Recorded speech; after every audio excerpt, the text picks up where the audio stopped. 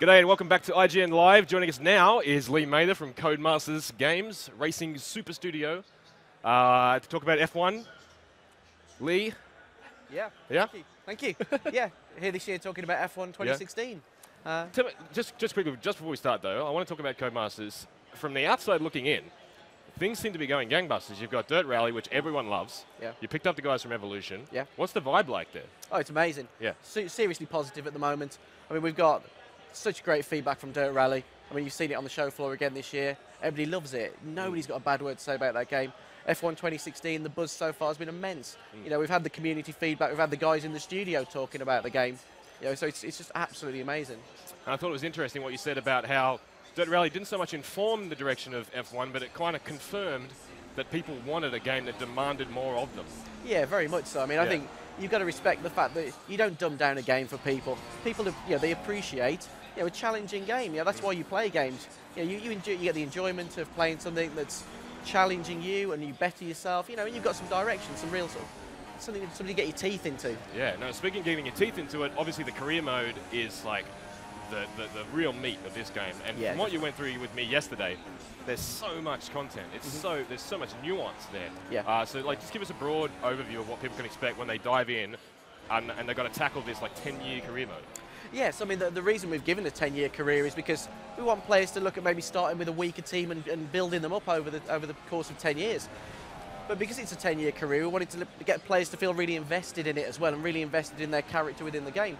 So, you get to create your own character at the start of the game. You pick an avatar to represent yourself, and then you get to select a helmet.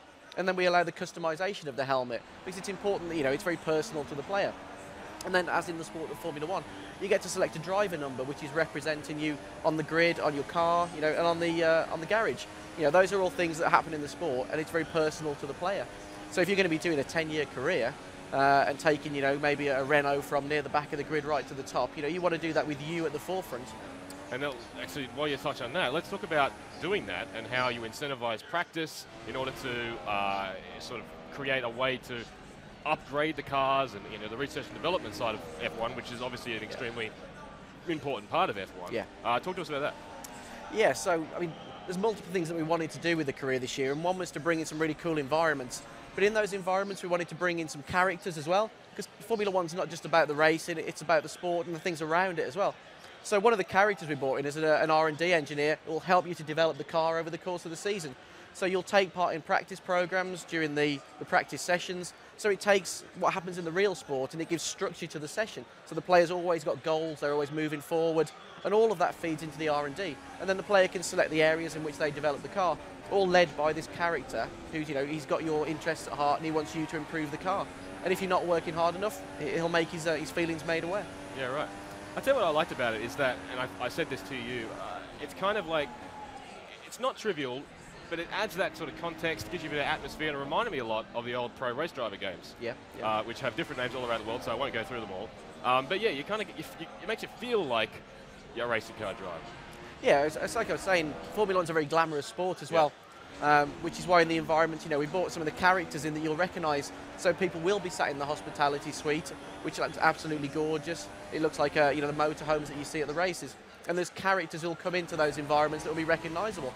And I say we've got the agent character who deals with the player. She deals with all of your contract talks. She'll deal with rivalries that are building up over the course of the season.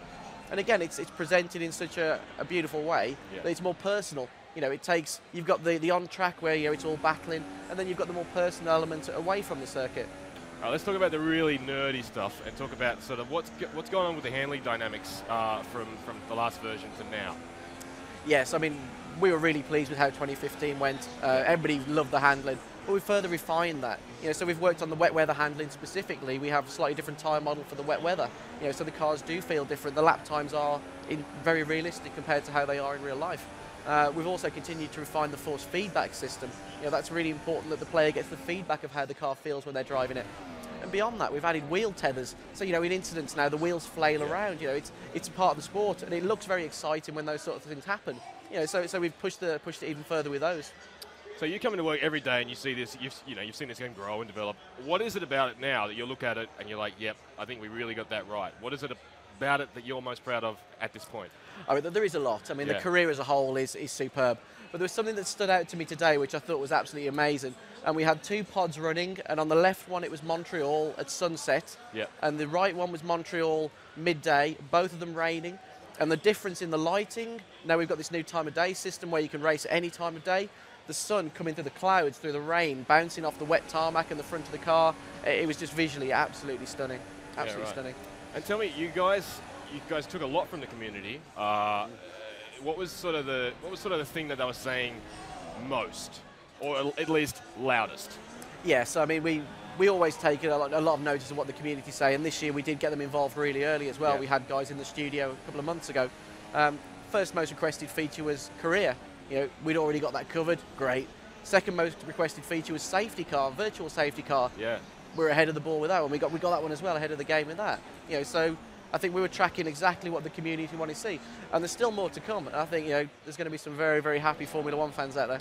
Speaking of Formula One fans, you've got obviously the US team now and all that kind of stuff. What are your expectations in terms of that? Like in terms of how F1 might perform in the US now?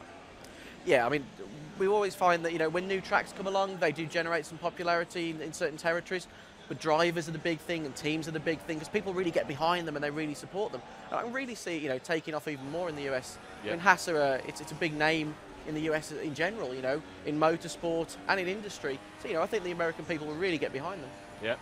Is there like a bit of rivalry sort of at Codemasters, because you guys work on quite a few racing properties, in terms of who's doing better, who's creating a bit more buzz, who's sort of in the discourse? And well, I mean, we come out at different times. Yeah. So it's always nice to be really proud of what the other guys are doing. But yeah, there's always that you want to come out and you want to be strong. But I mean, to be honest, it's just at the moment the feeling of positivity throughout the company is just unbelievable. We're really on the up. Where do you, like with F1, right? What do we do next? Like, is there something that you got to go? You got a roadmap, right? This is a license. And it's important to Codemasters. What's sort of on the top of the list? Well, I think really what we're going to do now, moving forward, is really involve the community. Yeah. Build the game that we know people want to play. There's no point doing something that isn't going to be well received by people. We've got a very good idea of what we want to be doing with Formula One, and I think it's the right thing for the franchise. It's the right thing for Codemasters. And it's definitely the right thing for the fans. Yeah. And as you've been demoing over the past few days, have you been finding people quite terrible at it, or are they kind of growing accustomed to it quite rapidly, or what's the... It's been amazing, to be honest. Obviously, we've been playing it with race pods with the steering wheel and pedals, but we've got one of our guys on the Microsoft stand, and he's seen people playing with all the assists off, all the assists on, but ultimately, all of them able to get around the circuit and really enjoy the racing. All right, man. Lee, thanks very much for coming in. It's looking really interesting. I really love the career mode. It's so deep. I think it's going to add a lot of reason to just keep playing and playing and playing. Yeah. There's plenty of goals for the player. There's plenty of things to keep you coming back to each session. Practice is full of really useful and exciting things to do. It's very rich. You move on to qualifying and the race, and those sessions are already naturally very exciting. We filled the rest of the game with really cool gameplay features as well. Awesome. Cheers, Lee. Okay, pleasure. Stick around. We've still got a little bit more to come, so don't go anywhere.